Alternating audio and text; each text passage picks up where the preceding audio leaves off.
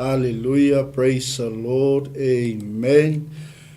Talofa, talofa, talofa lava. Lua suma lumi nute te 𝚜𝚘𝚎𝚅 o le whaawawina neo tātou 𝚘𝚑𝚡 Manai o le Manava o Galuega. E toi o whaalofa whaatalofa toa le tātou ainga ilunga o penga tawailangi i le malea. Whaatalofa atu i le tino keriso i le aupa ia ma le whaatotua i so stulu ingo le nilalangi. Malo a fua i lau o maua. Le alofa sisi le eso tātou mtaisili langi o Yesu keriso. Leo o tātou pale mai i le whaawina o tātou au nanga neva ingo le aso o le tātou 𝚘𝚑𝚡 muli foi nei o neva yaso o le Manai o le Manava o Galuega. Awa lava le tautua ma le au nanga Global Kingdom TV channel i au kilang nei. Anga yatu i so se tulu ingo nei langi, so se motom, so se lawa. Awa lava lau whaafonga mai, ma lau sila mai mo mai sa mole atunu pele. A ofenga iai ma tiute ma whaiva alofi a au, o so se tiute ma so se wala awina. Ua to tofi ai o tau ele. Tua wheme upol pese sa tātou whaalongolongo iai. Pati ma pese, avevi inga i le tua, o ia le tua soifua e whaavavau. Mela lea, lea o tātou anga i atu tātou whaamaloni, nei vaenga o le fiafi. Awa ni ngalo ia te oele alofa o le tua, le mamau leo o ia taitai mai ai lau soifua ma le ola, maise o leo o tātou iai i le whai ungo neva yaso, ma le masina lonsfulu lea foi o tātou iai le whai unga o le masina lonsfulu, a o tūmau pea le anga alofa ma le lei sili ese o tātou o tua, mo i tātou uma i le neiva enga o le afi.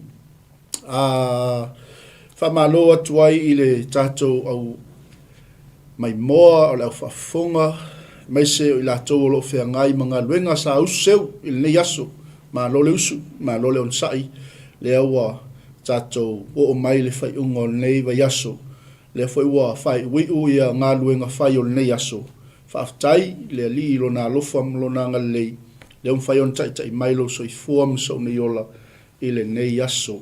Asraile lua suma lima o ke topa lua fe lua suma le wha a o niso i tūlangi aso lua sufulu ma le wha o ke topa ia lua fe lua suma le wha maa lo le tau, wha maa lo le ngalue, wha maa lo le au auna, wha maa lo le tau tua mai swoi o lo whea ngaisi o tātou a tunuu ma le talinga maa lo i fono taitai o maa lo o lo o wha penao na tali maa lo aisi o tātou a tunuu maa lo ta talo ma lo tapuai, ma lo pati.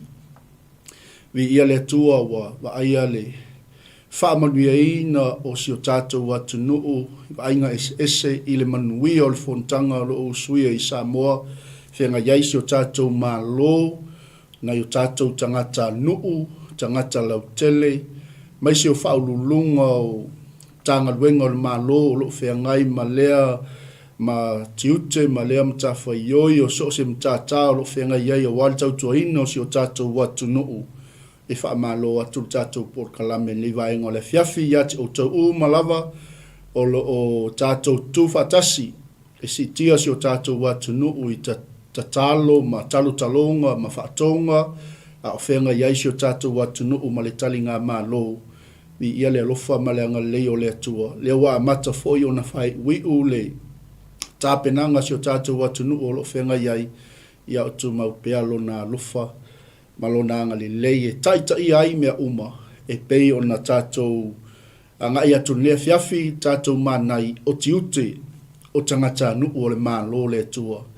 E malamalama la whanau o atali i ma whawhini o le atua. I o lātou tiute wa o i lātou o tangata nuu o le mālo le atua. E mawhaila o na awhia ai so se tangata nuu o so se mālo lava. Po whea lava le mālo lo whai mālo i tangata ni lalolangi.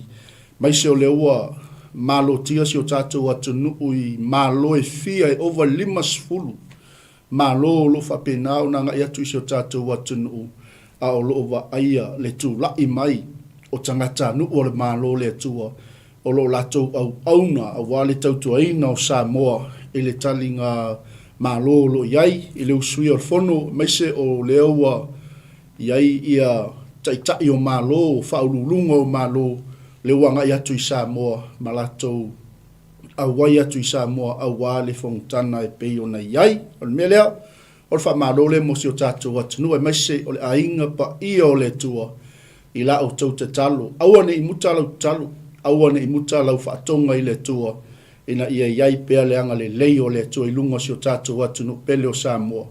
A o iai lana tali ngā mālo le tapuai mai upa te ina ave ia i la tau o lo whapenao tapu i whaiva o so se nuu po so se kalesia po so se tangata o alo whaiva i se whaangatama e maise o so se whaatamu sol inga whapea upo te ina ia ave fo il whaamalo ia i la tau o lo pol whala maula le ula a wale tapua inga Samoa me lea Samoa whaamalo le tapua i malo tatalo malo le tu i o le langi a wase file mu a wase manuia i lungo Samoa a o whenga i aisi o tātou atunu o male tali ngā mālo e peo na iai.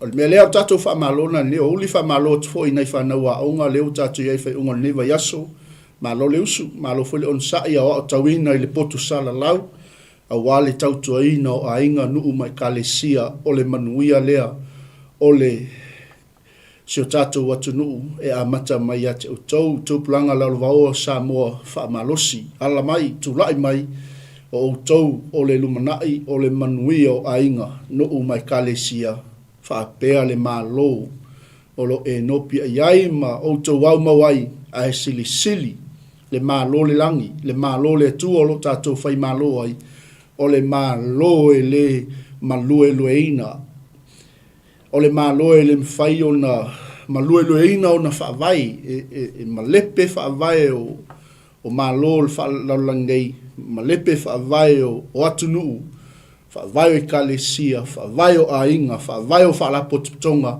a o le mālo le langi, le mālo le tuolo e whai mālo ai, o le mālo e le mawhai o na malue lueina. It's a unshakable kingdom, the kingdom of heaven, the kingdom of God, the kingdom of glory. Mea lea, ave sau pati, ave sau pese, ave sau taulanga i lea tua, ave sau whaaftai, aua ni muta al tātou whaaftai, a o whenga iaisi o tātou atunu maltali ngā mālo, mai al tātou whaatunga lea tātou wanga i atu le tātou ainga leo pale mai lungo le tātou nanga neva ainga o lea fiafi.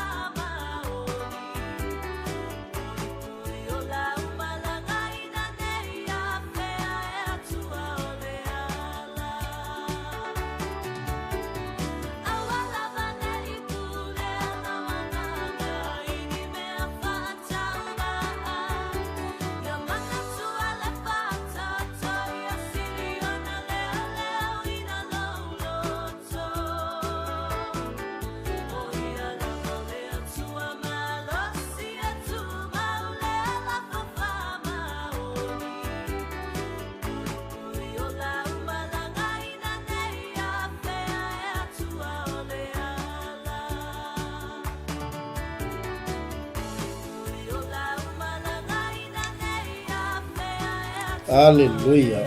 Praise God. Praise the Lord. Amen. Hallelujah, Jesus. Ioi. Moni ma whamaoni. Tato whatunga nei waenga o le fiafi. Ia pu leo tato loto aia. E leise si me sili nei lo le leo ina. E leise si me sili o na ave iei tato whamua ia leo ina o tato loto. Ia sili o na leo ina o tato loto. A wai tupu mai iei lea mio. Me lea awane i ngalo ia te oe sa mo lea tunu pele si o tato a inga i le tala le lei. Ia, mai se fwoi nei taimi o le whenga iei ma le tautua ina si o tato watu nuu. Le ase vaenga wa e wa tō ai o e te ngalue ma e tautua ma e au nai ia sili o na leo ina o tato loto. O leisi ia wa leo ina loto au wa leo le. Tele mea wa kamwhai e leo. Tamwhai e leo lan ta avale, leo lon to o lua, leo lana whanau, leo lona fale, ae le mawhai o na leo ina o lona loto. So le mela lea, tautua nā mo tātou au whenga iei mali, talinga malo, whenga iei si o tātou watunu. E mesi fwoi tātou, ma futa mai tono whalwhainga luenga, maota malawa, lungo awala, o whea lava se meolo e whaafonga mai iei le tautua male unanga Global Kingdom TV. Ia sili o na leo ina o tātou loto, i loo mea lava. Wai whe mea alfa ta oto, a wai tupu mai iei le amio. E le leo ina lo tātou loto. Ia le anga lo ma le loto, le stangata, aia. Ia ai o le fiafi. O le au le a tātou wanga ia tulungo le tātou. Comment section, ia le ua mafuta mai to tele ma le anon mai o le tātou ainga. I le nei vaenga o le fiafi fatalo fatua i le to fina pele i le li le tina. Ia anatongia mafuta mai malo tele Amerika, ia aves tato popo mo Amerika, mua mai lava ia Amerika le vaenga o le fiafi, malo tatalo, malo fo i lango, malo awai mai, malo fo i le ngata nei au nanga, ai o so se au nanga o lo o wio i nai le tala le lei, po le fina ngalo le tua fa malo atu fo i le fiafi, o le si le so ma il lisi al tato au nanga le tinata talo se o tinale ia afu tonu mai vau ma lo so i fu manuia tina fa malo atu fo ile on sai o tute mo faiva o tala le o lo to ngalu lu ai ma lo so i fu manuia fa manuia le to nei va inga le fiafi at o ma le ainga ia so mai le o le lale le o matone le to fine ia anga le anga lofa fa manuia le atua anga wa i tatou ofisa ia wa saa ai uli ia le tatou au nanga ia wale fa fonga mai o si o tatou watu no langa le tele siva le teine leo anga le lale le o matone malonga lue malo foi le on sa le va yaso i ngadwenga lo fenga yai fatalo fat fo in le va enga le fiafi ia o ile si le so mai ia fa malulu atu foi pe amisi atu lo suafa ia ona fa stele va veilunga o le Facebook ia o le faltua ia ofusina tauloa faltua sunga le lia o ia vailele malo le ngalue malo foi le tatalo malo le tawatai au fenga iai mal au nanga neva yaso mai se fenga iai mangaluenga tono ainga maso se vaenga malo faftail mafuta mai ia fa manuia foi le toi fo fuanga toi ne fiafi ona so mai le o le lale lei o Amerika sa mo le moto fianga taini o le aito le tofine pele le li ia naia saulele iopu malo le soi fua manuia malo foi le tawata i le vaenga le aso i le fenga iai matiute mafaiva e mai se o tapo ia o le whenga iai o si o tātou watunu ma le talinga malo e pei o na iai, malo whaftai atu le tātou a inga o kangikanga ia ke ai atu i lewa inga le fiafi malo le awai. Whatalofa atu fo i le tina ia Favor, Tamara, Matamua, ma futa mai Wellington ia po o Samoa fo i ono si o to fine le ia Favor ia e malanga i le tele o taimi ona o le ngaluenga le tua. Ai malo whaftain mafuta mai, whatalofa atu fo i lea fiafi, ia i le tina ia Salamasina Henley, se o tina le ia Salamasina, malo fo i ngalue, malo le on sa i le wala awina, ma le finangalo le tua, fo la fola i le aso, ma le aso, ia whaafoloa pe le tua lo seifua ua, le tala le lei, o le malo le tua whatalofa atu sara la salo, malo seifua manuia, se o tina le ese le au le lei, ma le la le lei, mata ata ata, le se mea tate ita i fua ia sara la salo,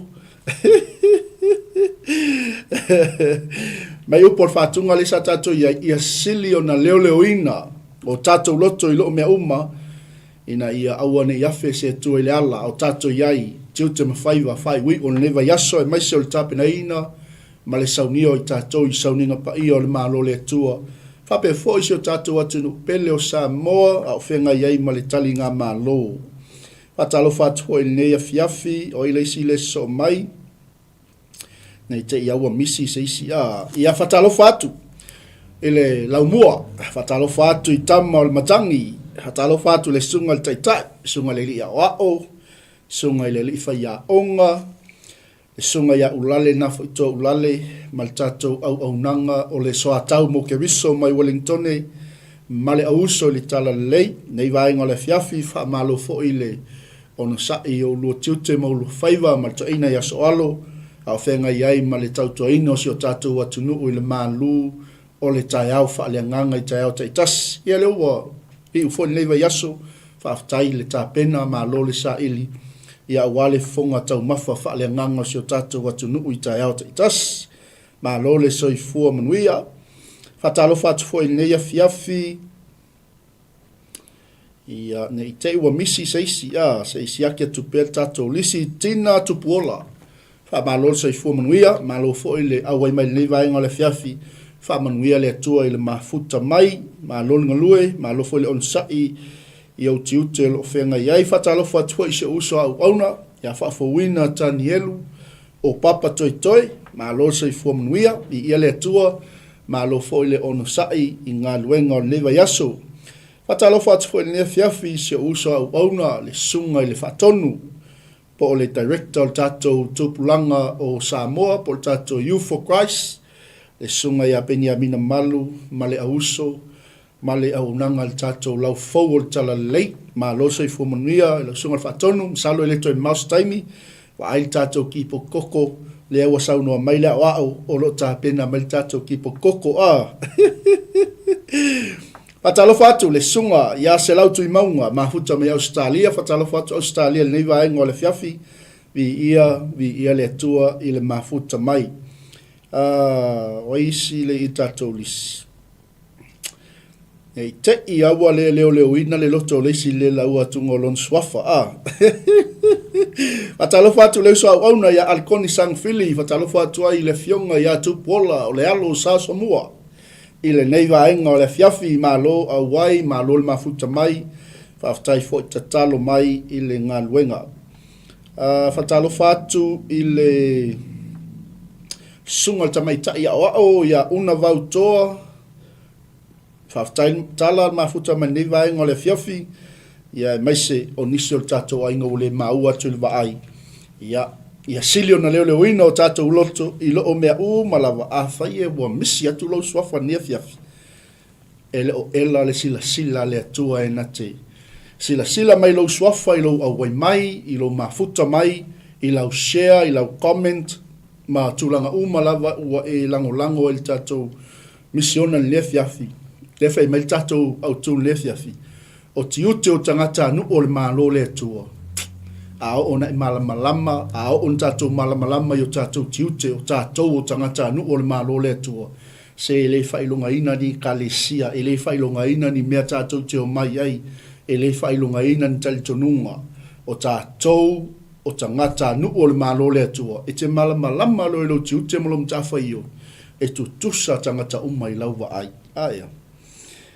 Ia le li, ia, tau alunga lo tatou whatalofa ni vai ngole fiafi le mafuta mai o le sunga i le li a wao, le sunga le toina i a soalo, Joshua telea, ele nei vaenga o le fiafi whaftai atu le sunga taina I tapo inga me spoi o talunga a o iai I le au aunanga nei vaenga o le fiafi tatou whatunga nei siva mo le atua ave lau pati ma lau pese vi ia ile lii ia awal tatou tapo inga I le nei vaenga o le fiafi.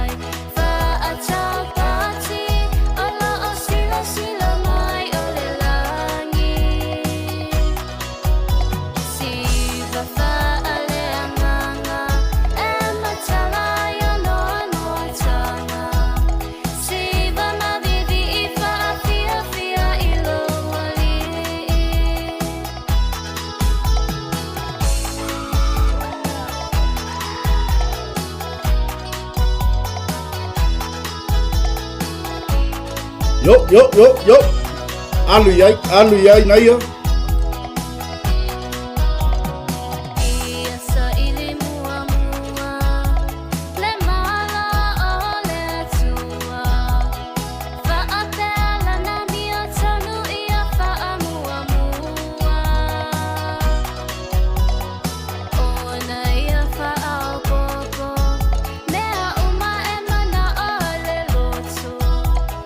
Lona finanga lo ina ia sa ola sa ola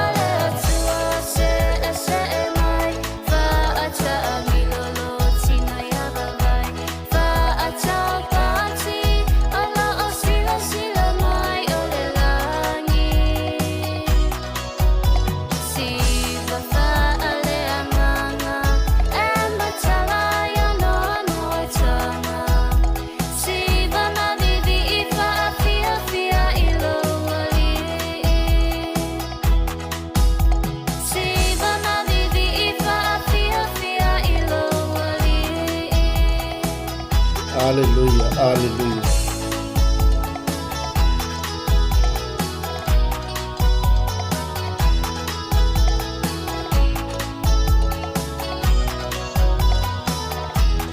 Amen. Praise the Lord. Hallelujah. Thank you, Jesus. Melelele ye ia whanau le atua. E leo se tauwanga. Ai a ona o mai whanau le atua. Ave levi inga i le atua.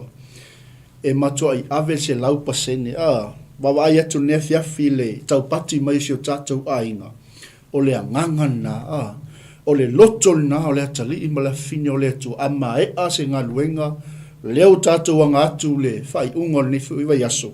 E te pese fia. E te pese manu malo. E te pese le leo le atua. E te pese le matau tia o le atua. Aisea, le anga e leo se tangata. E leo se tangata na ia mo moli mai. Lo o tau soi fua. Ma so nei ola nei vaenga o le fiafi. Mai se o leo wa amata o na whai wi ulfong tanga e pe o na iaisi o tātou tali ngā malo si o tātou atu pele o Samoa. O le tātou vi inga lea. O le tātou pese whaafetai lea. Au wao tātou tangata nuku o le malo lea tua aia. Mela lea, la toi anga e atu le tātou whātunga lea. O le tātou pese whaafetai. O le tātou pese oli le li. Ona o mea le leima mea sili wa ia whaia. Mo tātou. O le mea lea e le ese i lau wa ai leisi a uso i lau tua oi o ai lawa tangata o loto lotoi i tau au nanga. E tu tusa tangata uma i lau wa ai. Tu tusa tangata uma i ate oi. Nei wa ai ngā le fiafi. Tātou whātunga lea pese whawhetai mavi ia le li. Ia ave tātou vi inga i lea tua nei wa ai ngā le fiafi.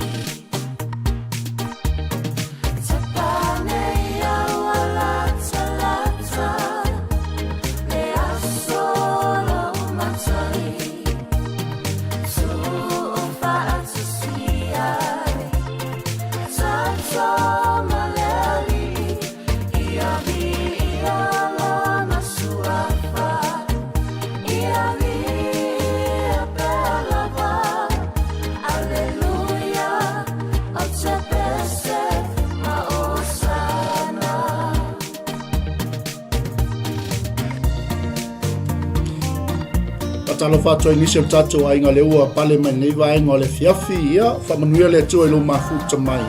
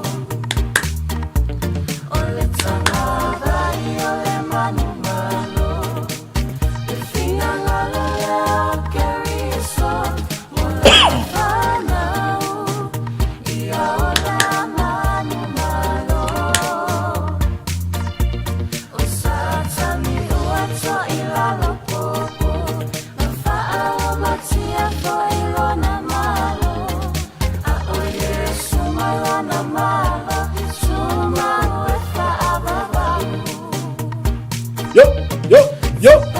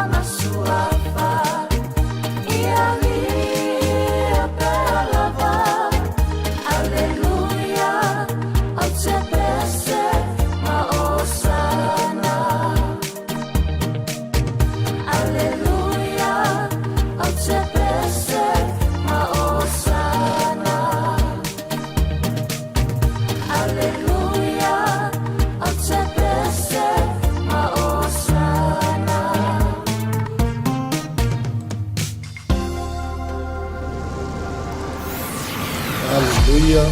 Praise the Lord. Thank you, Jesus. Amen. Mo le atu whamalo tātou ainga liwa inga le fiafi no wa lima suma leo no minute te ai leitu lai whā. Tā leitu lai lima o nā ngai atu lo leo tātou Manai o le Manava o Galuega liwa inga le fiafi. Whamalo le pale mai tātou nanga il swafa au le lei lo loto lau tele maualunga o tātou li o Yesu Keriso. E whātou lima to il neiva inga o le fiafi e latou malava e le o to il tātou whamalo le neiva inga o le fiafi. Whātalo whātu le suafa o tātou li o Yesu Keriso. Tātou whātunga muli lea. A ngā ilo leo tātou li Manai o Manava o Galuega. Tātou lulu ao e ne fiafi ia a wao le toe por kalame ne o tātou nanga mai tātou fisa tu tonu i au ki langi nei ia o na whai umai ei lea e le sunga le whawhengainga ia Warren e le tātou por kalame mo lio le awa le fiafi ana nei whapea foi le taulanga fiafi tāpena ina msaunia e tamai a fiu al pese lea mo i lātou leua pale man levainga le fiafi on tātou wo lo le le upo le atua whamanuia le atua ia te oe i le neivaenga o le fiafi.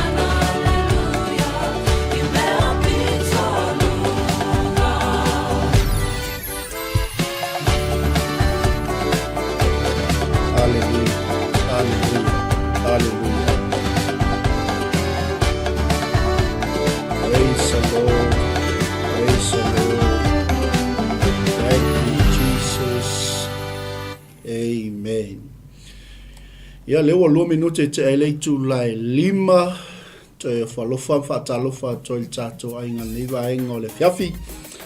Salo le la tātou wanga ilo tātou manai. Mole atu whaamaloia e tātou umalawa lewa pale menia fiafi lunga o tātou nanga sunga le lia o ia vai lele. Of tai mafuta mai malo whanunga lue.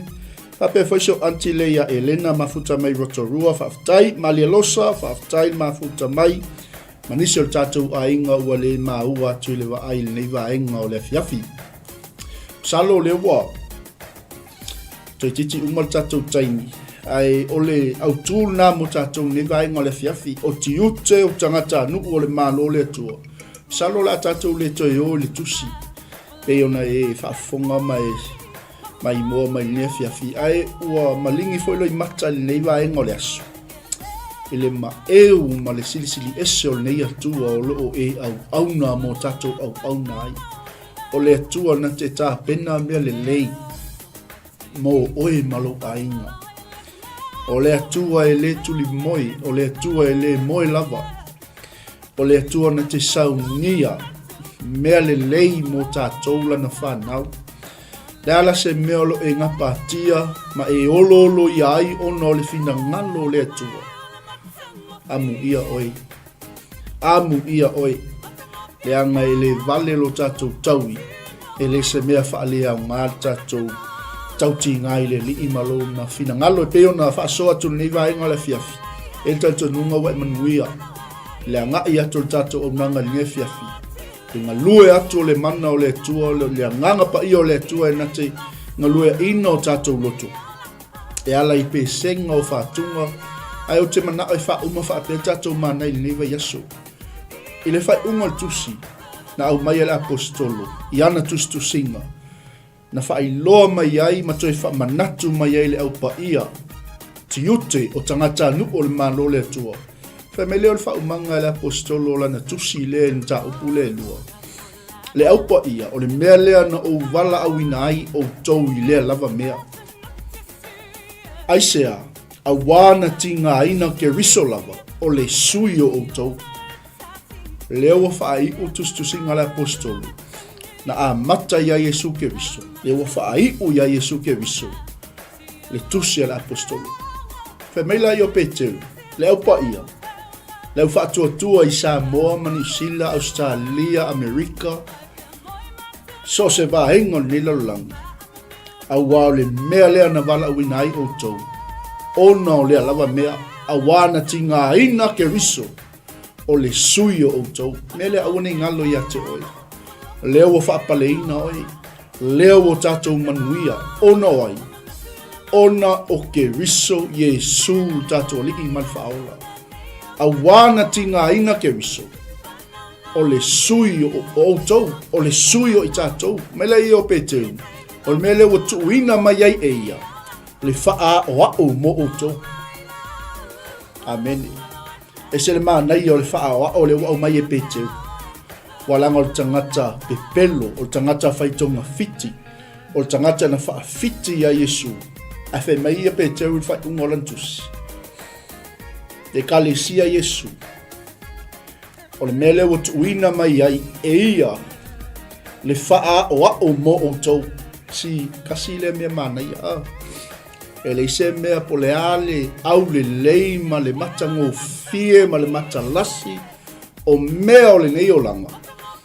E le se me sili na ilo lea, na ilo le mea na tuina mai, e ke riso, o ia o le faa o a o mo tangata o malava. Ia nei taimi, ia, wa kopi e whanau a le tua mea lalolanga. Ua wha tai tai e le whanau filfilia mea lalolanga. Ai le faa o ia Yesu. Ai sea, langa ole tustusinga la le apostolo. Ole mea le o tuina mai ai e ia le faa o mo outou. Ina ia outou muli atu iana tūlanga a au. Amene. A whape e se siaki fo au o a au po fer mea nai soli e o a au. Langa le fe me Peteu. Ina ia o tau muli atu i ona tūlanga a au. A whapea lai e se tūlanga a au le e te muli ai. Muli lo i tūlanga ao Yesu. Muli lo i tūlanga ao tala lei. Na sau e Yesu lana misiona. E sau e au mai le mā lo lona ta mai loto tangata. Na ia toi wha ai loa ma wha manino Yesu i tangata. Lo lātou tiute ma lo lātou matawha i oi. Ina ia lātou muli atu i tūlanga a ao o Yesu Keriso. Mea lea. O tuina mai e ia le wha o ao mo o tau. Mea lea na wala awina i o tau. Ona o lea lava mea. Awana te ngā ina Keriso. O le suyo o tau. Amen. Pelele Manai o le tatou Manai le vaenga le fiafi. O le na lea ngasala. Na le iloa fo'i se pepelo i lono fofonga. Amen.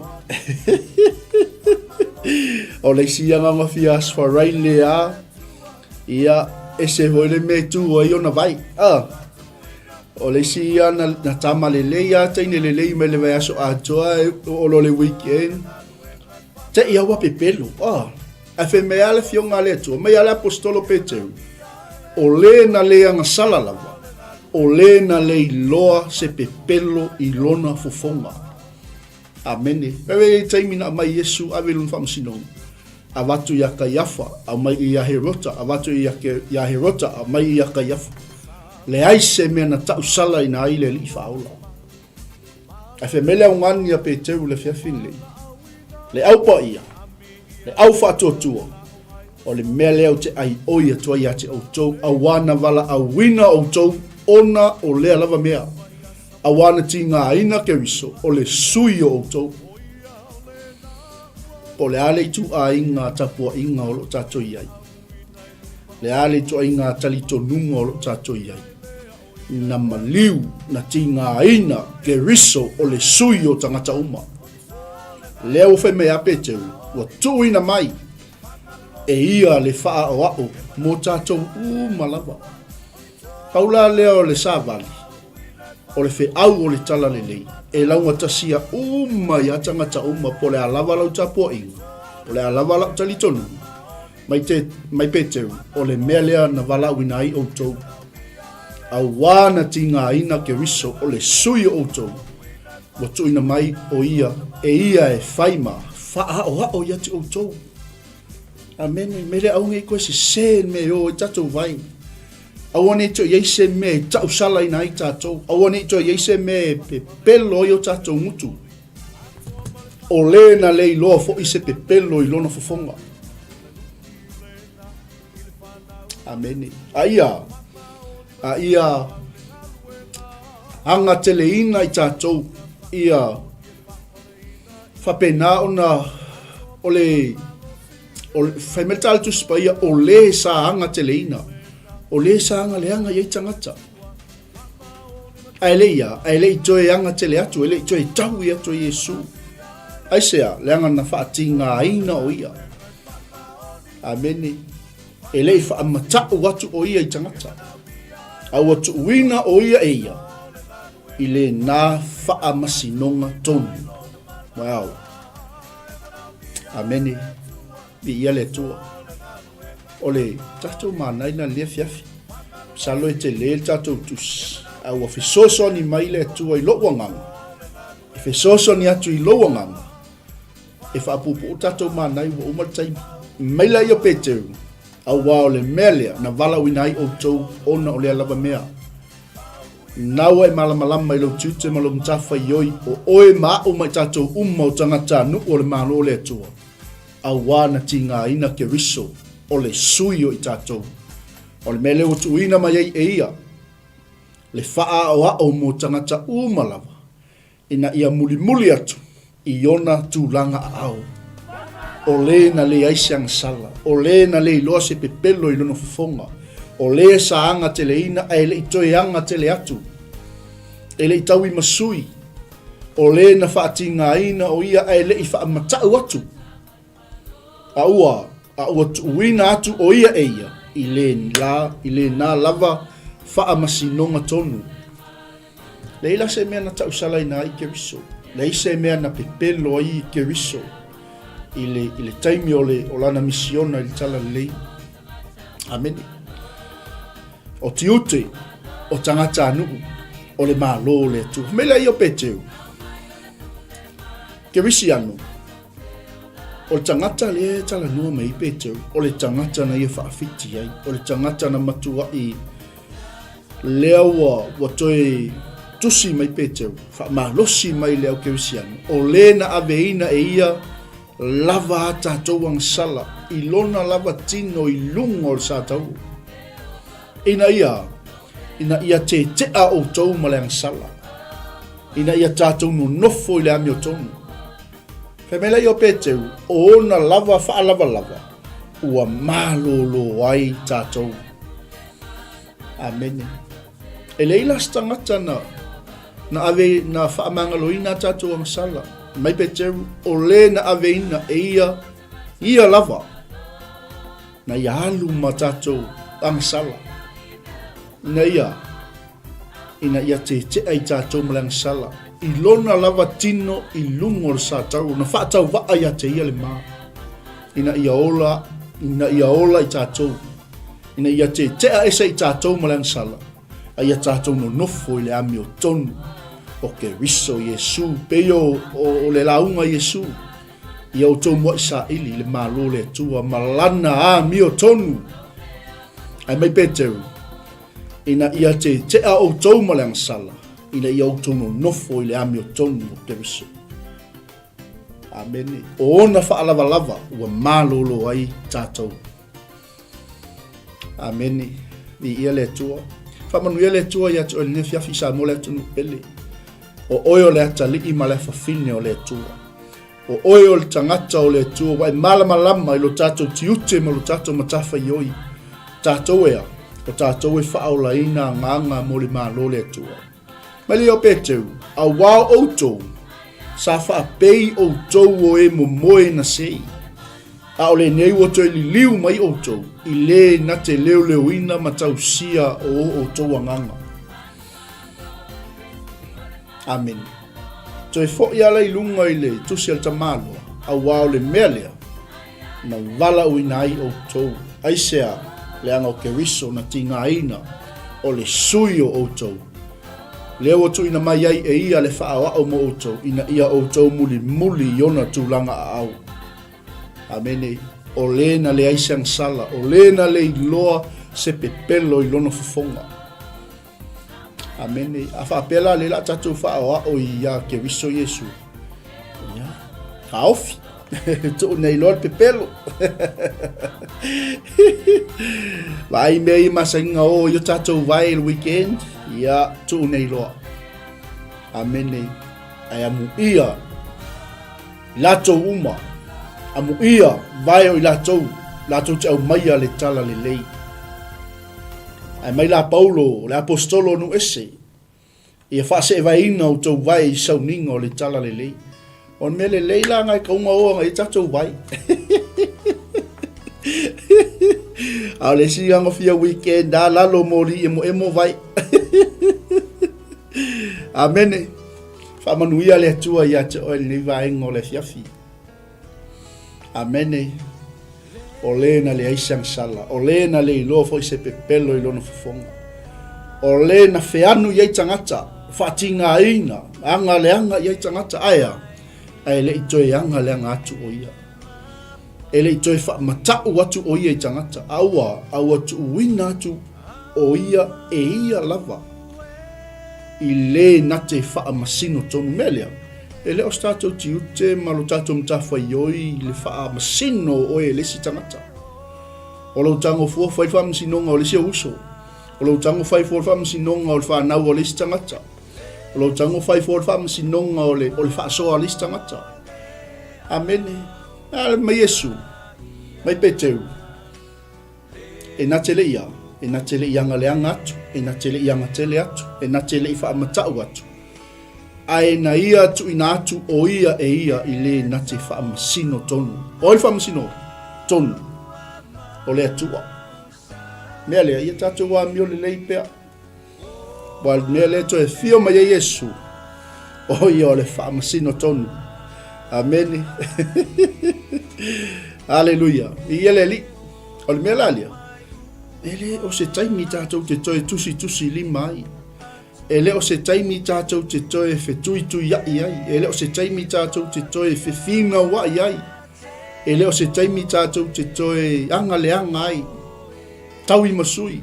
Ai sea. Leanga o tangata lea. O loo walii. Ma loo whaola. O lena aveina e tātou.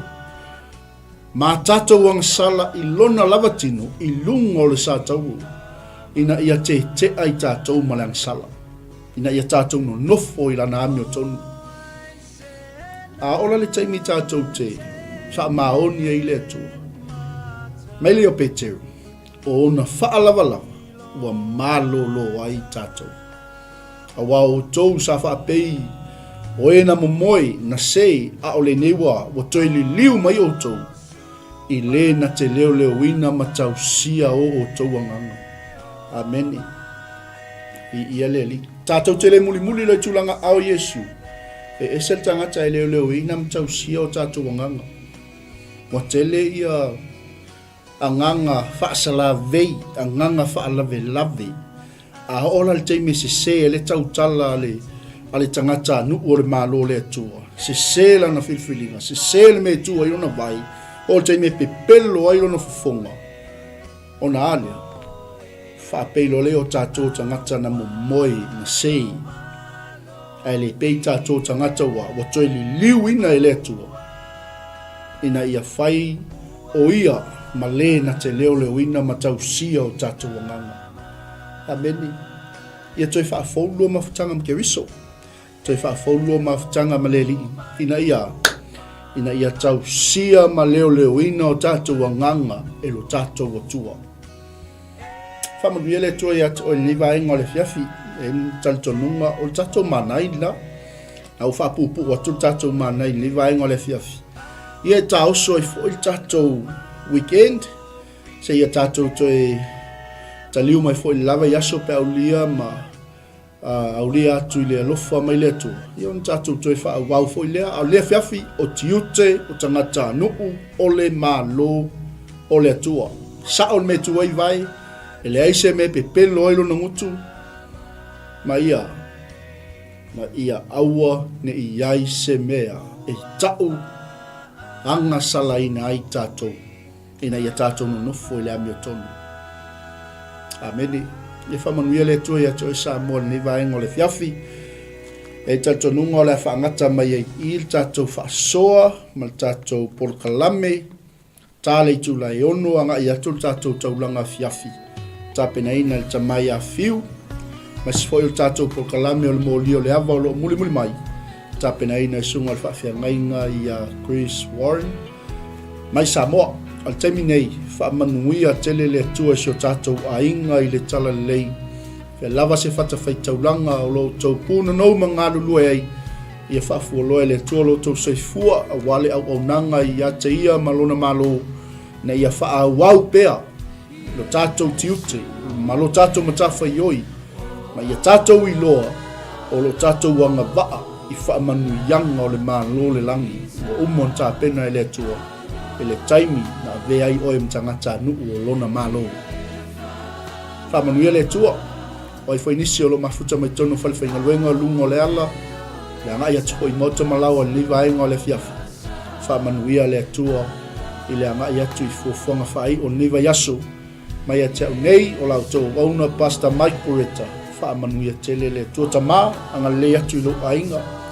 La foi se upu le tu o matou lafo o se anga o le tonu I lau sila whanga le fiafi whamangalo I matou o lau whanau matou te sasi, matou te sese ai matou whamau lalo ia te o le fiafi whamangalo mai matou ai a matou ngau wai le tu e pelo matou whalongo I lau upu na ia tangia oi na ia matou maua le malolongo matou anganga a wale atua lautala lelei. Whamanuia, si o mātou ainga mafuta mai lungo penga te whailangi. O I lava le atua o lo iei se mana o ngā lilo I lona loto. Whaafeiloa I e o Yesu lelei. O I fo I le atua o lo iei se mawhatianga mana o mia lau whaasa o lo tonga, lau wha malo longa. Anganga pa ia pa I atu le atua lo mana.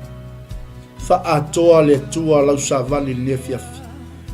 Ona Yesu lo mātou tupu sili wala tua le mātou tatalu. Amen.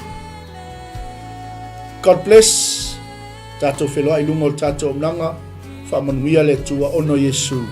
Amen ma amen.